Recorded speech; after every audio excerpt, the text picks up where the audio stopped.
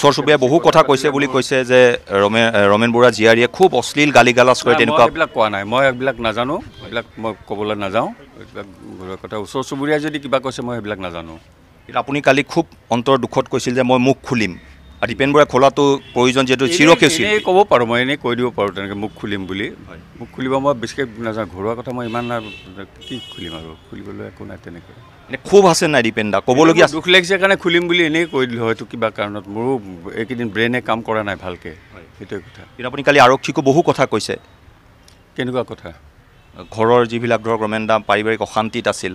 অকণমান অশান্তি পাইছে সেইটো মই জানো আৰু অশান্তিত আছে বাকী মই ডিটেইলছ একো ক'ব নোৱাৰোঁ ন' কমেণ্ট যদি ৰমেন দা সুকলমে ঘূৰি নাহে তেতিয়া দীপেন বৰুৱাই ক'বনে নকয় অসমবাসীৰ আগত তেতিয়া মই নাজানো মই যিখিনি জানো মই ক'ব পাৰোঁ হয়তো ঘৰুৱা কথা পটকৈ ক'বলৈ দিগদাৰটো কিছুমান কথা মানে ক'বলৈ ৰাইজৰ আগত বা হেৰিত ক'ব দিগদাৰ হয় গতিকে মই এতিয়া একো নকওঁ তেনেকৈ মানে সেয়াই আৰু আৰক্ষী এতিয়া কাক বিচাৰিছে আহি সেই ৰমেন দাৰ ছোৱালী বিচাৰিছিলে ছোৱালীত নাই আজি হেৰি তাই ৰাতি হেৰি লৈ গৈছে চব মানুহবিলাক আহি থাকে নহয় কালি ৰাতি 11টা 12টালৈকে মানুহ আহি আছে এই তাৰপিছত চব যেতিয়া গ'লগৈ তেতিয়া ভনী মানে ব্ৰজেন্দাৰ ছোৱালীজনী আহিছিলে ব্ৰজেন্দাৰ ছোৱালীটো তাই থাকে জাপৰিগোগত এই তাই ঘৰলৈ লৈ গৈছে মানে তাই কৈছে আজি ইয়াত নাথাকোঁ তোমাৰ লগত যাম তাই তাতে আছে জাপৰিগোগত আৰু তাই এনেই ৰমেন বৰুৱাৰ লগতে থাকে ইয়াত আগতে ৰমেন আগতে ভাড়াঘৰত আছিলে তাই স্কুলত চাকৰি কৰেতো স্কুলত তাৰমানে তাৰ মাকে চাকৰি কৰোঁতে চাকৰি অৱস্থাতে ঢুকাইছে নহয় ৰমেন দাৰ মিছেছ গতিকে সেই চাকৰিটো তাই পাইছে পাই পেলাই তাই এই কাহিলীপাৰা প্ৰাইমাৰী স্কুল এখনত তাতে ভাড়া কৰি আছিলে এটা ঘৰত তাৰপৰা কিয় আহিল কি কথা নাজানো আজি কেইমাহমান আগতে আহিলে গোটেই বস্তু বাহানি লৈ পেলাই মই এইবিলাক নুসুধোঁ আৰু বেছি কথা নাপাতোতো তেনেকৈ আৰু সেইটো কথা কিন্তু দেউতাকক যথেষ্ট গালি গালাজো কৰে তেনেকুৱা এটা অভিযোগ উঠিছে তেনেকুৱা ৰাতি কেতিয়াবা মোৰ ৰুমটো কাষত কাৰণে মই কেতিয়াবা শুনা পাওঁ বাকী কথাবোৰ কি কৈছে কি নকৈছে সেইবিলাক শুনা নাপাওঁ চিঞৰ বাখৰবিলাক শুনা পাওঁ বাছ ৰমেন দাক নুসুধেনে যে দাদাটোক কিয় এনেকৈ বকিছে বা কিয় তাই ৰমেন দাৰ লগত মই বেছি কথা নাপাতো কিয় ৰমেন দাই অল্পভাষী একদম দৰকাৰ নহ'লে কথাই নাপাতে ৰমেন দাই ক'ৰবালৈ গ'লে বিচাৰক হিচাপে মাতে ক'ৰবালৈ মাতে ক'তো কাকো কৈ নাযায় কিন্তু মই কিন্তু কৈ যাওঁ ক'ৰবালৈ গ'লে মই আজি লাষ্ট 20 তাৰিখেও মই প্ৰগ্ৰেম কৰিছোঁ নলবাৰীত তাত মই ৰমেন দাক কৈ গৈছোঁ ৰমেন দা মই মোৰ দেৰি হ'ব মোৰ 3টা 4টা বজাত যাব পাৰে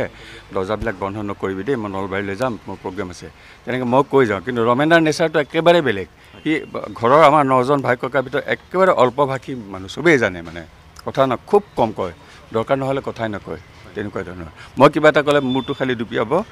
হয় আমাক কোনোবাই কিবা এটা হয় নেকি এইবুলি সোধোঁ কিন্তু ৰমেন দাই তেনেকুৱা নকয় মানে খবৰ নহয় তাৰ নেচাৰ তেনেকুৱা সৰু মানে জীয়েকে গালি পাৰি থাকিলেও দেউতাকে একো নকয় সেইটো কয় সেইটো সিটো চিঞৰ বাখৰ কৰা মানুহ নহয় নহয় মই ক'লোঁ নহয় ৰমেন দাই অল্পভাষীয়ে কথা নকয় এতিয়া কিবা কয় যদিও সেইখিনি মই শুনা নাপাওঁ একো আপুনি কেতিয়াবা ভতিজাক কৈছেনে যে দেউতাক কিয় এনেকৈ কথাবোৰ কোৱা বেছি কথা নাপাতোঁ চিধা কথা আপোনাৰ নাম ধৰি চিঞৰি থাকে কেতিয়াবা চিঞৰে নাজানো আৰু সেইবিলাক কি আৰু এজন চিৰসীয় শিল্পী হিচাপে দীপেন দা আপোনাৰ দুখ লাগেনে কেতিয়াবা ইমান এখন ঐতিহ্যমণ্ডিত ঘৰত তেনেকুৱা পৰিৱেশৰ সন্মুখীন হৈ থাকে ডেফিনেটলি দুখ লাগিব কাৰ দুখ নালাগিব এনেকুৱা হ'লে সেইটোৱে কথা এতিয়া ৰমেন দাই মই দুজনে আছোঁ ভাই ককাই ইও তেনেকৈ হৈ গ'ল নিৰুদ্দেশ এই ঘৰটোক লৈ বহু বাতৰি ওলাইছিল যে বিল্ডাৰক দিব লাগে আপুনিও বহুবাৰ কৈছে যে কিন্তু আপুনি থকালৈকে নহ'ব বিল্ডাৰক দিব লাগে বুলি কেতিয়াও কোৱা নাই মই অপ'জ কৰিছোঁ মই চহী কৰা নাই মই কনচেণ্ট দিয়া নাই কাৰণে বন্ধ হৈ গ'ল বস্তুটো মই তাই সেইটোক লৈ চিঞৰ বাখৰ কৰেনে মই কৈছোঁ যে মই ঘৰটো আমি থকালৈকে ঘৰটো থাকিব যিহেতু আমাৰ দেউতাই বনাইছিলে ঘৰটো গতিকে ইয়াৰ পিছত আমি ঢুকোৱাৰ পিছত ৰমেন দাৰ মই দুজন আছোঁ ভাই ককাই আমি ঢুকোৱাৰ পিছত তহঁতে তাজমহল বনাওঁ শীষমহল বনাই থাকিবি চাবও নাহোঁ কোনেও বনোৱাজনে চাব অহা নাই গতিকে সেইটোত মই বাধা তেনেকৈ দিয়া নাই মই খালি কনচেণ্টটো মোৰ দিয়া নাই এজন বিখ্যাত পিতৃ এজন বিখ্যাত খুৰাকক যদি এনেকৈ অকথ্য গালি গালাজ কৰে সেইটো এটা সাংঘাতিক বেয়া বাৰ্তা নহয়নে দীপেন দা কোন খুৰাকক আপোনাৰ দৰে খুৰাৰ নাম লৈ পেলাই তেনেকৈ ডাইৰেক্ট সাহস নকৰে গালি পাৰিব গালি পাৰা নাই তেনেকৈ কিন্তু সেই আৰু ইনডাইৰেক্টলি যদি কোনোবাই গালি পাৰি ৰাস্তাৰ পৰা যদি মোক কোনোবাই গালি পাৰি থাকে মই গম পাম নেকি তেনেকুৱা কথা আৰু আপুনি এদিনলৈও তাইক কোৱা নাই নে যে কিয় এনেকৈ দেউতাক গালি খুব তাইৰ লগত কম কথা পাতোঁ চিধা কথা মানে আপুনি নীৰৱে এইবোৰ শুনি থাকে দীপেন দা থাকোঁ মই কাৰণে ইনভলভ হ'ব নোখোজোঁ কোনো হেৰিতে মই নিজৰ লাইনত নিজে থাকোঁ সেই তেনেকুৱা কথা আৰু সেইদিনা পুৱাও তাই গালি পাৰিছে দেউতাকক পাৰিছে নেকি মই কিবা চিঞৰ বাখৰ শুনিছোঁ বাকী একো নাজানো মই কথাবোৰ শুনা নাই একো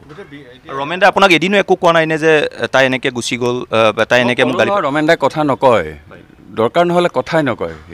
ক'ৰবালৈ গ'লেও কৈ নাযায় যে ঘৰত কোনো নাই, আমাৰ ঘৰত মানুহে নাইতো, ৰমেন দা আৰু মই তলত থাকোঁ, গতিকে ওপৰত বহুত থাকে সি পিছফালে। ৰমেন দাই কৈ যাব লাগে বোলে মই অকণমান আহোঁ, চাবি দৰ্জা চৰ্জা খোলা থাকেতো,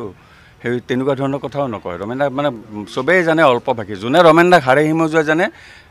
সেইসকলে জানে যে ৰমেন দা খুব কম কথা কয়, কলবাৰ দৰকাৰ নহ'লে কথা নকয়। কিমান দিনৰ পৰা হৈছে পিতৃক এনেকৈ গালি পাৰি থকা ঘটনাটো, কিমান মাহমান হ'ল?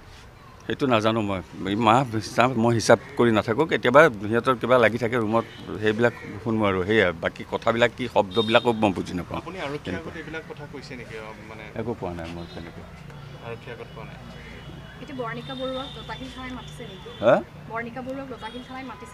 মই একো নাজানো সেইবিলাক দেই, একো গম পোৱা নাই। পুলিচে কাক বিচাৰি আহিছিলে? এতিয়া সেই তাইকে বিচাৰি আহিছিলে বৰ্ণিকা, তাই নাইতো ইয়াতে। এই আৰু এজনী ভতিজাৰ ছোৱালী বজেন্দাৰ ছোৱালীজনী থাকে জাপৰিগুৰত, তাইৰ লগত ৰাতি গুচি গৈছে। কালি আপুনি আৰক্ষী আয়ুক্তৰ ওচৰলৈ গৈছিল, বহু কথা আপুনি কৈছে। গৈছোঁ মানে মোক মাতি পঠিয়াইছে, গাড়ী পঠিয়াইছে, দীপেন দা আপোনাৰ লগত অকণমান কথা আছে আহিব নেকি, সেয়াই আৰু। তাত চাহ খাইছোঁ, কফি খাইছোঁ, কথা পাতিছোঁ, অকণমান ঘৰুৱা কথাও পাতিছোঁ, তেনেকুৱা। যদি ৰমেন দা সুকলমে ঘূৰি আহে ভাল কথা, যদি নাহে আপুনি ক'বলগীয়াখিনি ক'ব?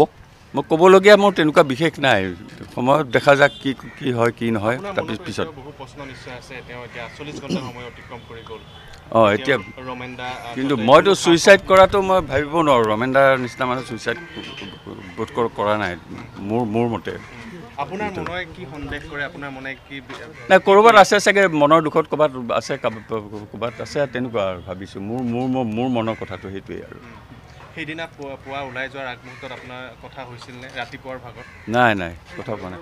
গণেশ মন্দিৰলৈ যায় এইটো কথা মই বাৰে বাৰে কিমানবাৰ কম ৰিপিট কৰিম, মই চবকে কৈ আছোঁ, সেইদিন পৰহিৰ পৰা কৈয়ে আছোঁ। গণেশ মন্দিৰৰ প্ৰেচিডেণ্ট কাৰণে 10:30 বজাত ইয়াৰ পৰা ওলাই যায়, গণেশ মন্দিৰত যায়। আৰু কিছুমান মানুহক কোৱা শুনো, ইয়াতে অহা যোৱা কৰোঁতো এটাই ৰাস্তা ওলোৱা সময়ৰ পিনে